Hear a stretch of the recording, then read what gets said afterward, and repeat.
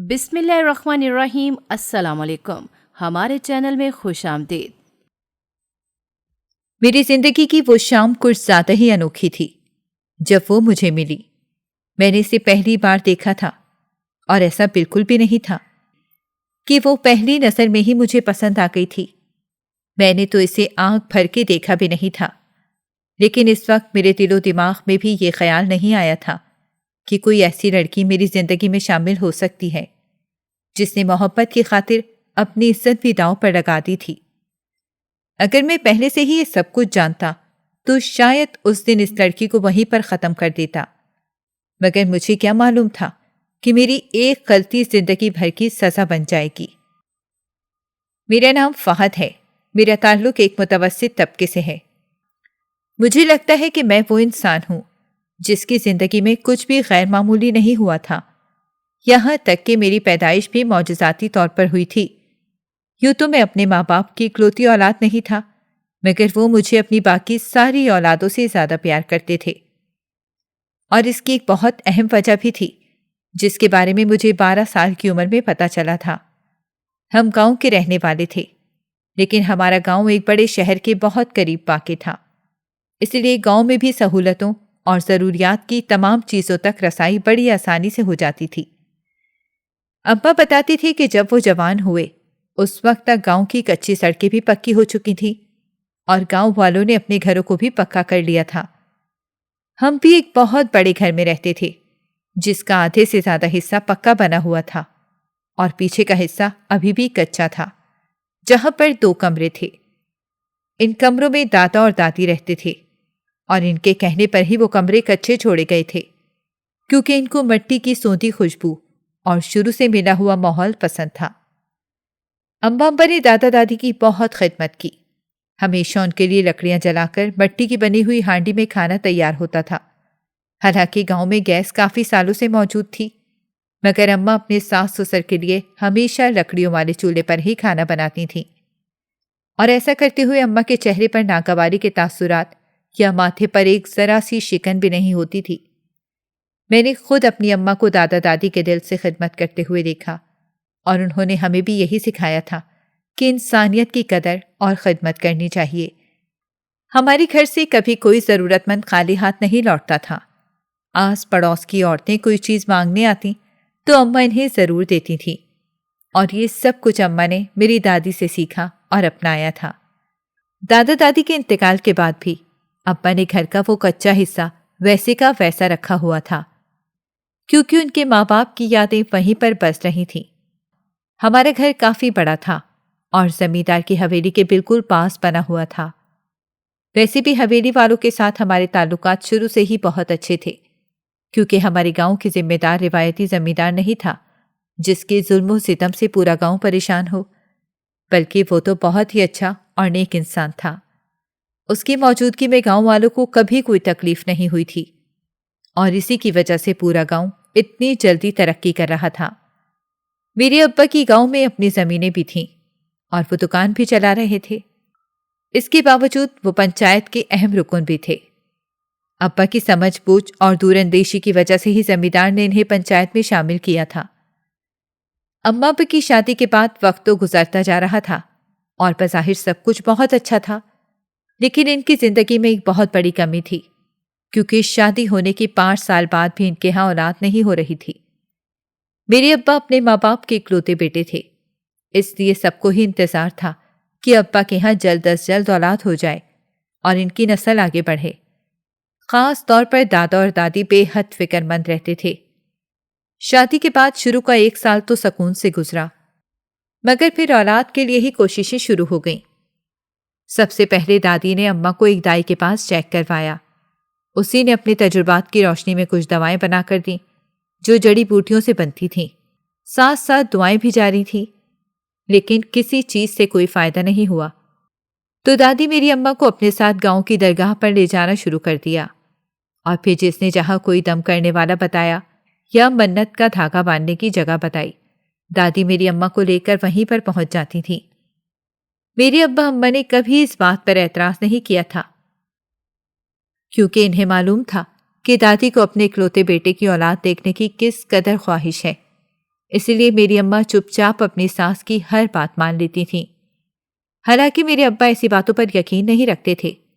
وہ ہمیشہ یہی کہتے تھے کہ اولاد کا ہونا نہ ہونا صرف اللہ کی طرف سے ہے، اور جب یہ سکھ نصیب میں لکھا ہوگا تبھی ہمیں ملے گا، وقت سے پہلے کبھی کچھ نہیں ملتا۔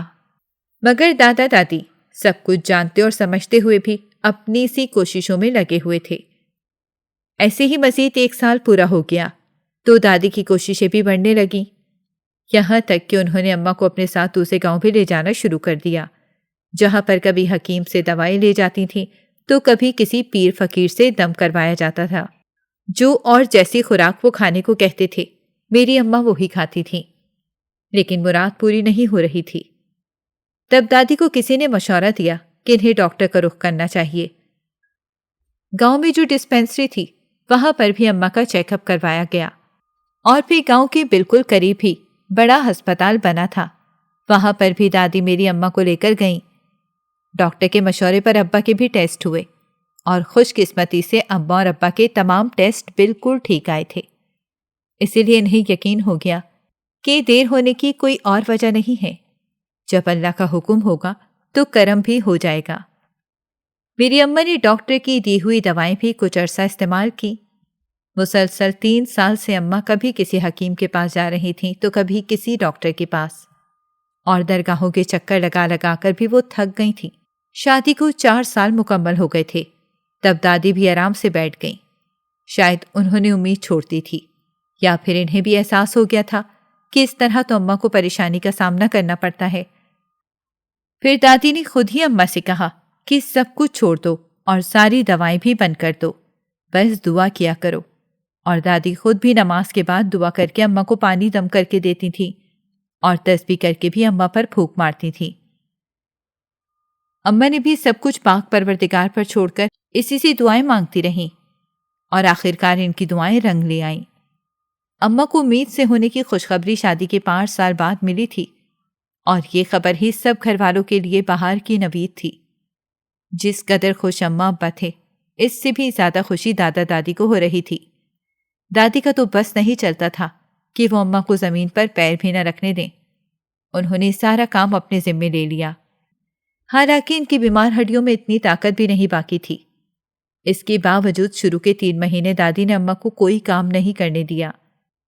اس سلسلے میں حویلی کی زمیندارنی نے دادی کا بڑا ساتھ دیا، اور حویلی کی 2 نوکرانیوں کو وقتاً فوقتاً کام کے لیے دادی کے پاس بھیجنے لگی، جس سے دادی کو بھی بہت سہولت ہو جاتی تھی، اور گھر کا کام بھی بڑی آسانی سے نمٹ جاتا تھا۔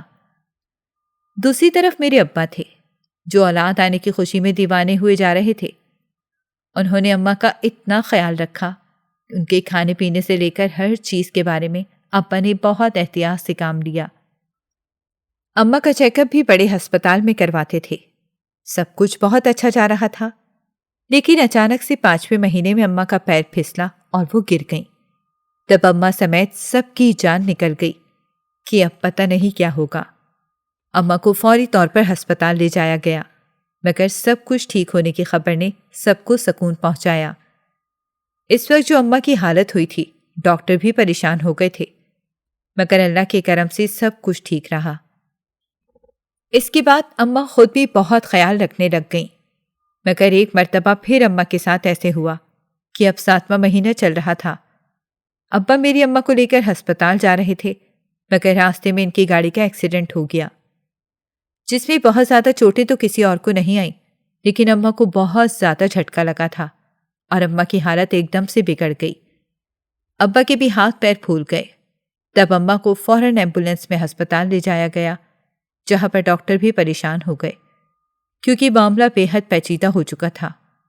پتہ نہیں کتنی دیر تک خطرہ بنا رہا، اور ڈاکٹر کوششوں میں لگے رہے۔ آخرکار انہیں آپریشن کے ذریعے بچے کی پیدائش کروانی پڑی۔ اس طرح میں وقت سے پہلے اس دنیا میں آ گیا۔ لیکن ڈاکٹرز کہتے تھے کہ میرا بچ جانا کسی معجزے سے کم نہیں ہے۔ مجھے پورے 1 مہینے تک مشینوں میں رکھا گیا۔ اس کے بعد بھی بہت احتیاط اور نگہداشت میں مجھے اماں کے پاس ہسپتال کے پرائیویٹ کمپنی کمرے میں شفٹ کر دیا گیا، اور وہ پورا 1.5 مہینہ میں ہسپتال میں ہی رہا۔ اس کے بعد مجھے گھر جانے کی اجازت دی گئی تو پورے گھر میں جشن کا سما تھا۔ دادا نے گاؤں بھر میں مٹھائی بانٹی اور صدقہ خیرات بھی خوب کیا۔ سبھی بہت زیادہ خوش تھے کیونکہ جو 1.5 مہینے مجھے ہسپتال میں رکھا گیا تھا وہ تمام عرصے میں میری ماں باپ سمیت دادا دادی اور سب جاننے والوں کے لیے بہت مشکل تھا۔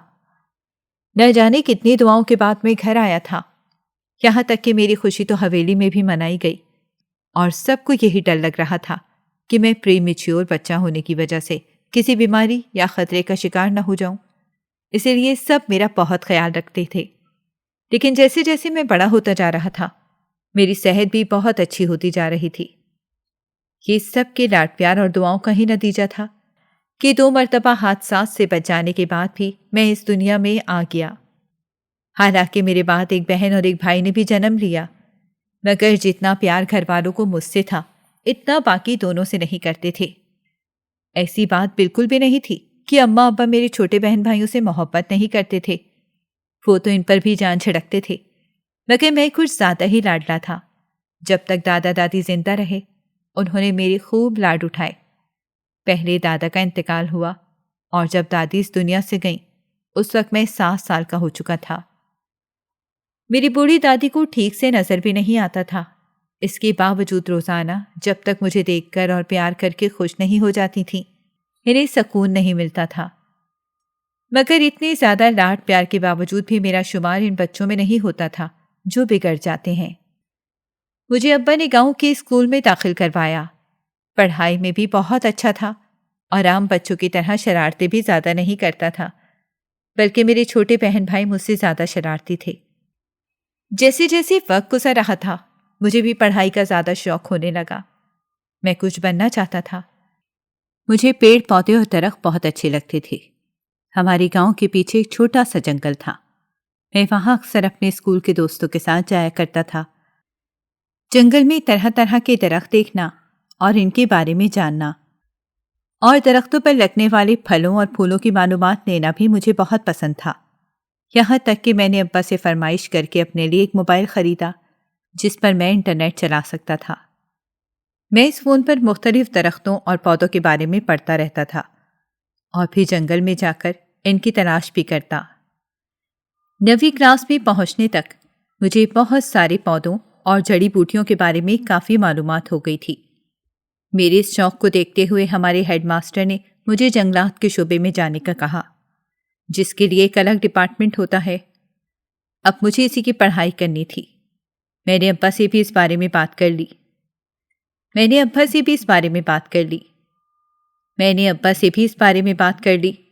انہیں اس بات پر کوئی اعتراض تو نہیں تھا کہ میں فارسٹ آفیسر بنوں اور پھر کہیں دور دراز جنگل میں میری پوسٹنگ ہو جائے، بس وہ یہ نہیں چاہتے تھے کہ میں ان سے دور رہوں۔ خاص طور پر اماں تو میری بات سن کر ہی فکر مند ہو گئیں۔ وہ کہنے لگیں کہ میں نے تمہیں اتنی منتوں اور مرادوں اور طویل انتظار کے بعد پایا ہے، تو اب پھر اپنی زندگی میں تمہیں کیسے خود سے دور بھیج دوں؟ مگر ابا نے خود ہی اماں کو سمجھایا کہ جب بچے بڑے ہو جاتے ہیں تو وہ پڑھنے اور نوکری کرنے کے لیے بھی تو دوسرے ملکوں تک چلے جاتے ہیں، ہمارا بچہ تو ہمارے ارد گرد ہی رہے گا، اور اگر وہ اپنے شوق سے آگے بڑھ کر کچھ بننا چاہتا ہے تو یہ اچھی بات ہے نا۔ پھر اماں نے بھی دھیرے دھیرے اپنا ذہن بنا لیا اور پھر دل بڑا کر کے مجھے پڑھنے کی اجازت دے دی۔ اسی طرح میٹرک کے بعد میں نے ایسے کالج میں ایڈمیشن لیا جو مجھے میری منزل تک پہنچا سکتا تھا۔ دوسری طرف میرے بہن بھائی بھی تعلیمی میدان میں آگے بڑھ رہے تھے۔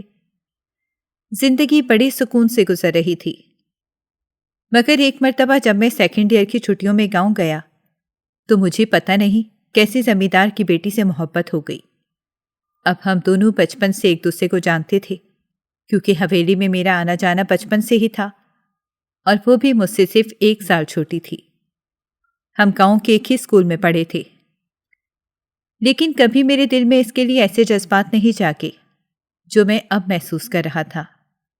میں نے سوچا تھا کہ جب میں پڑھائی مکمل کر کے آفیسر بن جاؤں گا تو ابا سے اپنی خواہش کا اظہار کروں گا، کیونکہ تب میں اس لائق ہو چکا ہوں گا کہ ابا زمیندار سے میرے لیے ان کی بیٹی کا ہاتھ مانگیں گے تو وہ انکار نہیں کریں گے۔ میں اپنے گھر 1 مہینے کی چھٹیوں کے لیے گیا تھا، اور اس 1 مہینے میں میری ملاقات زمیندار کی بیٹی سے 2 مرتبہ ہوئی۔ تب مجھے اور بھی زیادہ احساس ہوا کہ میرے دل میں تو اس کے لیے بہت محبت ہے اور نہ جانے کی کب سے تھی، بس مجھے ادراک بہت دیر سے ہوا۔ میں بڑا خوش تھا اور دل ہی دل میں اسے پانے کی دعائیں کرنے لگا۔ میں اس کے سنگ ایک خوبصورت زندگی گزارنے کے سپنے دیکھنے لگ گیا تھا۔ ہر روز انہی سوچوں اور احساسات کے ساتھ میری رات گزرتی اور ہر نیا آنے والا دن میرے ارادوں کو اور مضبوط کر دیتا تھا۔ میں اسے ایک اچھی زندگی دینا چاہتا تھا، اس کے لیے اب مجھے اور زیادہ محنت کرنی تھی۔ میں نے تو یہ بھی سوچ لیا تھا کہ اگر وہ کہے گی تو میں اسے لے کر شہر میں شفٹ ہو جاؤں گا۔ جیسے جیسے میری چھٹیاں ختم ہو رہی تھیں، میں نے ارادہ کیا کہ اس سے اپنے جذبات کا اظہار کر دیتا ہوں تاکہ اس کا جواب بھی مل جائے اور میں ابا سے بھی آسانی سے بات کر لوں گا۔ یہی سوچ کر میں 1-2 مرتبہ اس سے ملاقات کی کوشش کی، مگر میری بات کرنے سے پہلے ہی اس کا کہیں اور رشتہ پکا ہو گیا۔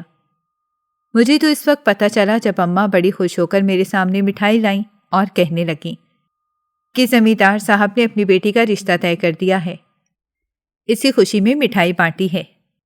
تب اچانک سے میرے اندر کچھ ٹوٹ گیا تھا۔ وہ مٹھائی جیسے میرے لیے زہر بن گئی اور میں نے خاموشی سے اپنی محبت کو اپنے دل میں دفن کر دیا، کیونکہ میں نہیں چاہتا تھا کہ اب اس بارے میں کسی کو بھی پتہ چلے اور اسے بھی میرے دکھ کا احساس ہو۔ اس کی شادی چند مہینوں بعد تھی، مگر میں اسے مبارک دینے بھی نہیں گیا کیونکہ اب میرے اندر اس سے سامنا کرنے کی ہمت نہیں تھی۔ میں اس سے بنا ملے ہی چلا گیا اور پھر جب اس کی شادی قریب آئی تو اماں نے مجھے شادی میں شرکت کے لیے کہا، مگر میں نے بہانہ بنا دیا کہ اب چھٹی ملنا ممکن ہی نہیں ہے۔ میں اپنے دل پر مزید جبر نہیں کر سکتا تھا، اسی لیے میں اس کی شادی میں گیا ہی نہیں۔ پھر وقت گزرتا گیا اور میں نے اپنے آپ کو مکمل طور پر پڑھائی میں مصروف کر لیا۔ گریجویشن مکمل ہونے کے بعد جلد ہی میری نوکری بھی لگ گئی، کیونکہ اس نوکری کے لیے میری محنت اور اماں کی دعاؤں کے ساتھ ساتھ زمیندار صاحب کی کوششیں بھی شامل تھیں۔ میری نوکری ہمارے علاقے سے کافی دور ایک جنگل میں لگی تھی، جہاں پر مجھے اپنی ڈیوٹی پر رہتے ہوئے 1 سال کا عرصہ گزارنا تھا۔ میں وہاں جانے سے پہلے کچھ دن کے لیے اپنے گھر گیا، مگر تب اماں نے کہا کہ نوکری شروع ہونے کے کچھ مہینوں بعد وہ میری شادی کرنا چاہتی ہیں، مگر میں شادی کے لیے ذہنی طور پر بالکل بھی تیار نہیں تھا، اسی لیے میں نے اماں کو ٹال دیا۔ لیکن میں جانتا تھا کہ اماں بار بار اب مجھ سے یہی بات کریں گی، کیونکہ میری بہن نے بھی گاؤں کے اسکول سے میٹرک کر لیا تھا اور اماں ابا جلد ہی اس کی شادی کرنا چاہتے تھے، جبکہ چھوٹا بھائی میٹرک کے بعد شہر جا کر آگے پڑھنے کا ارادہ رکھتا تھا۔ میں جس جگہ نوکری کے لیے گیا تھا وہاں پر شروع میں میرا بالکل بھی دل نہیں لگتا تھا۔ گھر والوں کے علاوہ مجھے اپنے اور دوست بھی یاد آتے تھے، مگر یہ جاب تو میرا بچپن کا خواب تھا، اسی لیے اب جیسے بھی کر کے مجھے دل لگانا تھا اور اپنے کام پر بھی توجہ دینی تھی۔ پہلا 1 مہینہ تو بہت مشکل سے گزرا، لیکن پھر مجھے اس روٹین کی عادت ہونے لگ گئی تھی۔ میں روزانہ فون پر امی اور ابو سے لازمی بات کیا کرتا تھا، اور امی نے مجھے فون پر ہی بتایا کہ وہ میری بہن کے لیے رشتہ دیکھ رہی ہیں۔ حالانکہ میں اس کی بھی اتنی جلدی شادی کروا دینے کے حق میں نہیں تھا، مگر ماں باپ کے ہوتے ہوئے میرا کچھ بولنا مجھے مناسب نہیں لگتا تھا، اسی لیے میں امی کی ہاں میں ہاں ملا دیتا۔ ویسے بھی جتنا پیار مجھے میرے والدین کرتے تھے، میں نے کبھی ان کی مرضی اور خوشی کے خلاف جانے کی کوشش نہیں کی تھی، کیونکہ میں نے اپنے لیے زندگی میں ان سے صرف یہی نوکری کی خواہش کی تھی جس کا انہوں نے احترام کیا۔ اس کے بعد میں یہی کوشش کرتا تھا کہ اماں اور ابا کی ہر ممکن بات مانتا رہوں، اور پھر جب جس لڑکی سے میں محبت کرتا تھا اس کی شادی ہونے کے بعد میں نے یہ بھی طے کر لیا تھا کہ اپنی شادی کا فیصلہ بھی اماں پر چھوڑ دوں گا۔ کیسے 1 سال کا عرصہ گزر گیا کچھ پتہ ہی نہیں چلا، لیکن اس 1 سال میں اماں نے مجھے شادی کے لیے کئی بار پوچھا، مگر میرا دل ہی نہیں مانتا تھا۔ میں اماں کو ٹالتا رہا، مگر پھر اماں نے شادی کی ضد پکڑ لی۔ تب میں نے انہیں کہہ دیا کہ پہلے بہن کی شادی کر دیں اور اس کے بعد جیسے انہیں بہتر لگے وہ اپنی مرضی سے کہیں بھی میرا رشتہ طے کر سکتی ہیں۔ اماں میری بات مان گئیں انہوں نے 6 مہینے کے اندر ہی میری بہن کا رشتہ پکا کر دیا اور ساتھ ہی شادی کی تیاریاں شروع ہو گئیں۔ مجھے بھی بہن کی شادی میں شرکت کے لیے جانا تھا، لیکن اس سے پہلے ہی میرا ٹرانسفر دوسرے علاقے میں ہو گیا، اسی لیے مجھے گھر جانے کے لیے چھٹیاں بھی آسانی سے مل گئیں۔ میں بہن کی شادی میں کوئی کمی نہیں رکھنا چاہتا تھا، اس لیے ابا کے ساتھ مل کر میں نے خوب دل سے تیاریاں کی، اپنی بہن کو شاندار جہیز بنا کر دیا۔ کافی عرصے بعد میرا دل بہت خوش تھا، کیونکہ بہن کی شادی بہت اچھی جگہ پر ہو رہی تھی اور میں اس قابل ہو چکا تھا کہ میں اس کے لیے ہر وہ چیز خرید سکوں جو اسے پسند ہو۔ بے شمار دعاؤں اور نیک خواہشات کے ساتھ ہم نے اسے رخصت کر دیا۔ اس کے بعد میں اپنی جاب پر چلا گیا، جہاں میری نئی پوسٹنگ ہوئی تھی۔ وہ علاقہ بھی ہمارے گاؤں سے دور تھا، مگر اتنا زیادہ دور نہیں تھا کہ جلدی وہاں سے آیا نہ جا سکے۔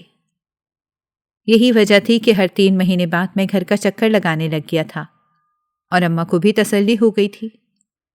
پھر انہوں نے جب زیادہ ہی میری شادی کے لیے اصرار کرنا شروع کر دیا تو میں نے انہیں اپنا فیصلہ سنا دیا کہ وہ جہاں چاہیں اور جس سے چاہیں میری شادی طے کر سکتی ہیں۔ ان کو مجھے پوچھنے یا تصویر دکھانے کی بھی ضرورت نہیں۔ میری بات سن کر اماں نے مجھے بے شمار دعائیں دیں۔ میں جانتا تھا کہ میرے مان جانے کے بعد اماں جلد ہی میرے لیے کوئی نہ کوئی لڑکی دیکھ لیں گی، اس لیے میں بھی خود کو ذہنی طور پر شادی کے لیے آمادہ کرنے لگ گیا۔ مگر کچھ دن بعد ہی میرے ساتھ ایک بہت عجیب واقعہ ہوا۔ ایک دن میں حسب معمول اپنی ڈیوٹی پر تھا اور کوارٹر میں جانے سے پہلے آخری راؤنڈ بھی لگانا تھا۔ حالانکہ میری ڈیوٹی کا حصہ نہیں تھا، بس میں اپنے اطمینان کے لیے یہ کام کرتا تھا۔ اس شام بھی میں ادھر ادھر چکر لگا رہا تھا کہ اچانک مجھے کسی لڑکی کے چیخنے چلانے کی آوازیں آنے لگ گئیں۔ میں گھبرا گیا کہ بھلا جنگل میں شام کے وقت کسی لڑکی کے چیخنے کی آوازیں کیوں آ رہی ہیں۔ میں آواز کے تعاقب میں اس طرف بھاگا، مگر جیسے ہی وہاں پہنچا تو میرے قدموں کے نیچے سے زمین نکل گئی، کیونکہ وہاں پر ایک لڑکی بڑی عجیب سی حالت میں بیٹھی رو رہی تھی۔ اس کے پاس دوپٹہ بھی نہیں تھا، حالانکہ اندھیرا ہو جانے والا تھا۔ مگر مجھے یہ سمجھ نہیں آ رہا تھا کہ اس وقت وہ اکیلی لڑکی وہاں پر کیا کر رہی تھی۔ اس نے مجھے دیکھتے ہی مدد مانگنا شروع کر دی۔ وہ بہت زیادہ ڈری ہوئی تھی اور رو رہی تھی۔ میں نے چادر اس کی سمت بڑھائی، جو سردی کی وجہ سے اپنے کندھوں پر اوڑھتا تھا۔ اس نے فٹافٹ چادر مجھ سے لی اور خود کو ڈھانپتے ہوئے ڈری سہمی نظروں سے میری طرف دیکھنے لگی۔ میں نے اس سے پوچھا کہ وہ کون ہے اور یہاں پر کیا کر رہی ہے، مگر اسے بولا ہی نہیں جا رہا تھا۔ میں نے اسے اپنے ساتھ چلنے کا کہا تو وہ فٹافٹ اٹھ کر میرے ساتھ چلنے لگ گئی، مگر ایسے لگ رہا تھا جیسے وہ مجھ پہ بھی پوری طرح یقین نہیں کر پا رہی۔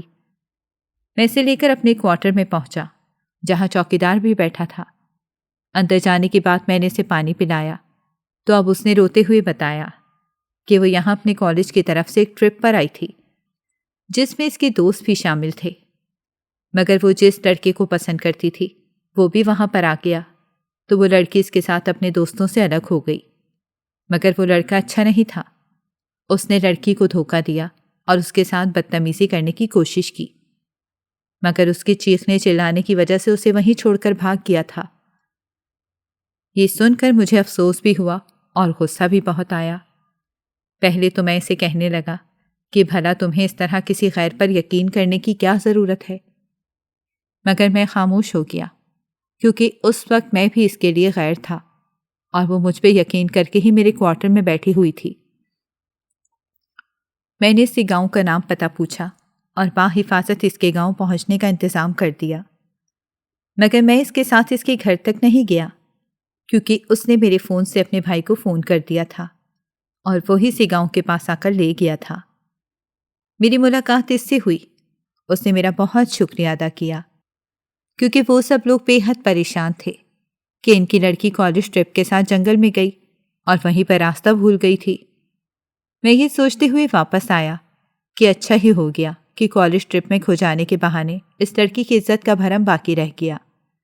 مگر اس واقعے کے بعد میرا دل بہت عجیب سا ہو گیا تھا، کیونکہ میں عورتوں کی بہت عزت کرتا تھا اور یہی چاہتا تھا کہ میری طرح ہر مرد عورت کو عزت کی نگاہ سے دیکھے۔ اس واقعے کے کچھ دن بعد ہی میں یہ سب نہیں بھول سکا۔ مجھے روزانہ اس لڑکی کا ڈرا سہما چہرہ یاد آتا، مگر ساتھ ہی میرا دل شکر کرتا تھا کہ اس کی عزت بچ گئی۔ مگر میں بڑا بے چین رہنے لگا تھا۔ اب میرے کان ہر وقت کھلے رہتے تھے۔ مجھے ایسا لگتا تھا کہ پھر کسی دن اگر کسی لڑکی کے چیخنے کی آواز آئی تو مجھے اس کی مدد کے لیے جانا ہوگا، اور میں دعائیں کرتا تھا کہ کسی بھی لڑکی پر ایسی کوئی آفت نہ آئے۔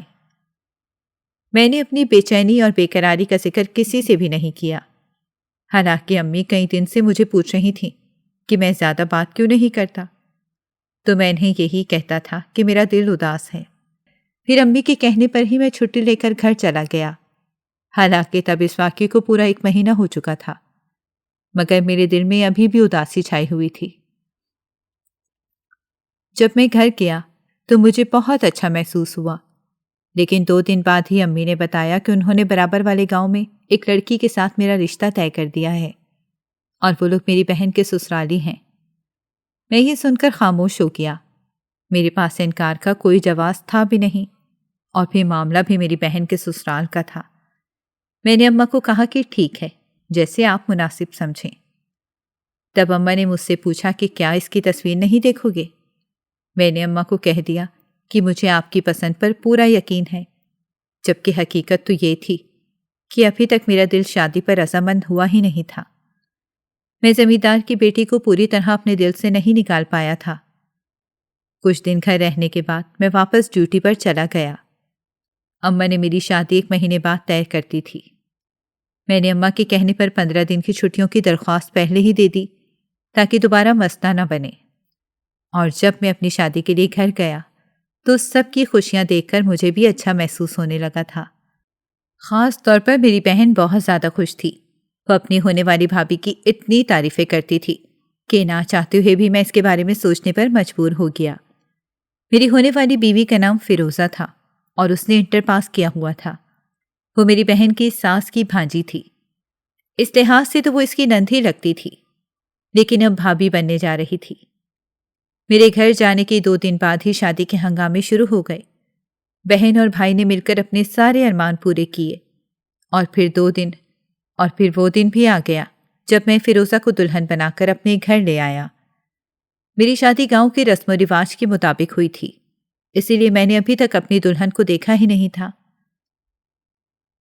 کیونکہ ہمارے گاؤں میں شادی کے وقت دلہا دلہن کو ایک ساتھ نہیں بٹھایا جاتا تھا، اور میں نے یہ بھی محسوس کیا تھا کہ گزرتے ہر دن کے ساتھ ساتھ میرے دل میں میری شریک حیات کے لیے جگہ بھی بنتی جا رہی تھی۔ میں صرف اس کا نام جانتا تھا اور یہ سوچتا تھا، اور اب اسی کے ساتھ مجھے اپنی پوری زندگی گزارنی ہے، اور میں کسی بھی طرح اپنی زندگی کو سمجھوتوں کی نظر نہیں کرنا چاہتا تھا۔ اسی لیے بہت سارے ارمانوں کے ساتھ جب شادی کی رات میں اپنے کمرے میں گیا اور اپنی دلہن کا گھونگھٹ اٹھایا تو ایک پل کے لیے میرا دماغ سن ہو گیا، کیونکہ مجھے ایسا لگ رہا تھا کہ میں نے فیروزہ کو کہیں دیکھا ہے۔ وہ دلہن کے روپ میں بے حد خوبصورت لگ رہی تھی۔ میں نے دماغ پر تھوڑا زور ڈالا تو مجھے وہ چہرہ یاد آ گیا جسے جنگل میں ڈرا سہما ہوا دیکھا تھا۔ میں یقین نہیں کر پا رہا تھا کہ وہ میری بیوی فیروزہ وہی لڑکی ہے جو اس دن جنگل میں مجھے روتے دھوتے ہوئے ملی تھی۔ وہ بھی میری طرف بڑی حیرت سے دیکھ رہی تھی۔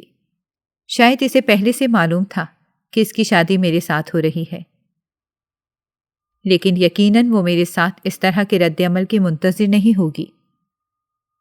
میں نے اسے کچھ بھی نہیں کہا اور خاموشی سے اس کے پاس سے اٹھا اور پھر کپڑے بدل کر سو گیا۔ یقیناً اسے ایک بہت بڑا جھٹکا لگا ہوگا، مگر مجھے اس وقت جو بہتر لگا میں نے وہی کیا تھا۔ اگلے دن ہمارا ولیمہ بھی ہو گیا، لیکن ہم دونوں کے درمیان کوئی بات نہیں ہوئی تھی۔ میں اپنے کسی بھی رویے سے گھر والوں کے سامنے کچھ ظاہر نہیں کرنا چاہتا تھا، اسی لیے بڑے نارمل انداز میں وقت گزارنے لگا، لیکن کمرے میں جاتے ہی مجھ پر خاموشی طاری ہو جاتی تھی۔ جب میری شادی کو 5 دن پورے ہو گئے تو ایک رات جب ہم کھانے سے فارغ ہو کر اپنے کمرے میں گئے تو پھر فیروزہ نے خود مجھ سے بات کرنے میں پہل کی۔ وہ بہت زیادہ گھبرا رہی تھی۔ اس کی آواز سے ہی لگ رہا تھا کہ کوئی ڈر اس کے دل میں موجود ہے، اور وہ ڈر یقیناً یہی تھا کہ پتہ نہیں میں اسے چھوڑ نہ دوں۔ اس نے مجھ سے کہا کہ میں تو یہ سمجھ رہی تھی کہ آپ جانتے ہیں کہ آپ کی شادی مجھ سے ہونے والی ہے، کیونکہ مجھے تو بھابھی نے آپ کی تصویر دکھا دی تھی، لیکن اگر آپ کو معلوم نہیں تھا تب بھی یقین کیجیے کہ میں نے آپ کو کوئی دھوکہ نہیں دیا اور نہ ہی میرے ساتھ کچھ غلط ہوا ہے۔ ہاں، یہ حقیقت ہے کہ میں نے کسی پر اندھا اعتبار کر لیا تھا اور اس نے بھی میرے اعتبار کا پورا فائدہ اٹھانے کی کوشش کی، مگر وہ میری زندگی کی ایک بہت بڑی غلطی تھی جس پر میں اب تک شرمندہ ہوں۔ ہو سکے تو آپ مجھے معاف کر کے دل سے اپنا لیں، نہیں تو اس رشتے اور زندگی کا کوئی فائدہ نہیں ہے۔ یہ کہہ کر وہ خاموشی سے جا کر بستر پر لیٹ گئی اور میں عجیب سی سوچوں میں رہ گیا۔ میں وہ ساری رات سو ہی نہیں پایا۔ مجھے اپنی غلطی کا احساس ہو رہا تھا اور میں شرمندہ تھا، کیونکہ میں ہمیشہ سے یہی سوچتا تھا کہ عورت بھی ہماری طرح انسان ہوتی ہے اور اسے بھی پوری طرح آزادی کے ساتھ کھل کر سانس لینے اور جینے کا پورا حق ہے، لیکن ہم جیسے لوگ بھی عورتوں پر زندگی کو تنگ کر دیتے ہیں، اور میں بھی ایسے ہی کر رہا تھا۔ حقیقت تو یہ تھی کہ فیروزہ کا اس سب میں کوئی قصور نہیں تھا، کیونکہ جس طرح میں نے کسی سے محبت کی تھی اسی طرح فیروزہ نے بھی کسی پر اعتبار کیا تھا۔ اب اگر کسی نے اس کا اعتبار توڑا تو اس میں اس بیچاری کا کیا قصور تھا؟ میں نے صبح ہونے تک اپنے آپ کو خوب سمجھایا اور ڈپٹتا بھی رہا کہ مجھے ایک معصوم لڑکی کے ساتھ ایسے نہیں کرنا چاہیے۔ فجر کی اذان ہوتے ہی میں اٹھا اور میں نے وضو کیا اور پھر فیروزہ کے ساتھ ہی نماز پڑھی۔ اس کے بعد میں نے اس سے کہا کہ میرے دل میں تمہارے لیے کوئی ایسی ویسی بات نہیں ہے، نہ ہی کوئی غلط فہمی ہے، میں بس تھوڑا سا وقت چاہتا تھا، اور اب مجھے یقین ہو گیا ہے کہ آج کے بعد ہماری زندگی میں آنے والا سارا وقت بہت اچھا ہوگا۔ میری بات سن کر فیروزہ نے مسکراتے ہوئے سر جھکا لیا اور پھر میرے کندھے سے سر ٹکا کر آنکھیں موند کے وہ سکون سے بیٹھ گئی۔ تب مجھے بھی ایسے لگ رہا تھا جیسے میں واقعی ایک کامیاب انسان ہوں، جس نے نفس کے ہاتھوں مجبور ہو کر ایک لڑکی کی زندگی برباد نہیں کی بلکہ انسانیت کو زندہ رکھا۔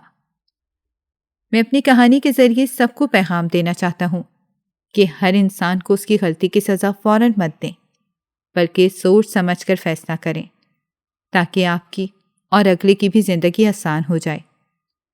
ساتھ ہی کامنٹ کر کے مجھے یہ ضرور بتائیں کہ آپ سب کو میری کہانی کیسی لگی۔